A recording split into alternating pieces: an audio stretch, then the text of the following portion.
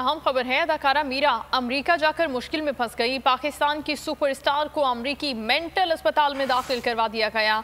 मीरा की वालिदा परेशान, कहती हैं मालूम नहीं मेरी बेटी को किसने पागल खाने में दाखिल करवाया।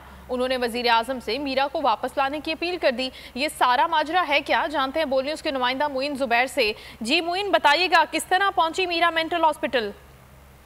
जी बिल्कुल, अदाकारा मीरा की वालदा शफकत ज़ारा साहिबा का इस वक्त दावा है कि उनकी बेटी को अमेरिका न्यूयॉर्क में एक मेंटल अस्पताल में दाखिल करवा दिया गया है और किसी ने जबरदस्ती उनको मेंटल अस्पताल दाखिल करवाया है।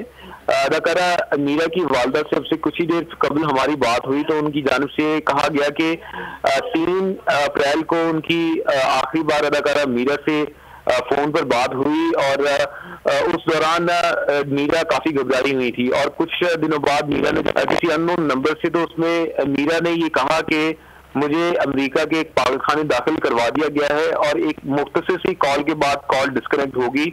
और मीरा जी की वालदा सब यही कह रही है कि मुइन जुबैर तफसीलात के लिए।